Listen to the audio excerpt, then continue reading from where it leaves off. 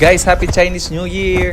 Grand opening pala nitong Chinatown Cafe dito sa SM Central Market, Iloilo. Kaya ayan, may pa-dragon dance sila. Sobrang ganda ng design ng place, Chinese-inspired interiors, cozy ng mga lights, rotating lanterns, silver utensils din gamit nyo kaya lakas makasosyal. Comfy din ng mga seats, kaya perfect dito pang family dinner or date night. Ito mga trinay namin ng mga food nila. Dako nitong siomai, sobrang siksik sa laman, parang di namin kaya to ng isang subo lang. Sabayan mo to ng chili oil at toyo mansi, namit. Must try din tong mga fried rice nila na good for sharing. Ito yung mga short order na sweet and sour fish, fried chicken, beef curry. Ito yung fresh lumpia, tas itong butchi na may choco filling sa loob. Drinks namin are sugar cane juice at hibiscus na sobrang refreshing. For dessert naman is itong mixed berry. May ara din sila ng mga lain na short orders, rice toppings, noodles, congee, and mga food from Dex. If you're looking for a new Chinese food to try, Chinatown Cafe is a must visit here in SM Central Market, Iloilo. Recommend din kayo ng mga ibang foods and restos here sa Iloilo para matry namin next time.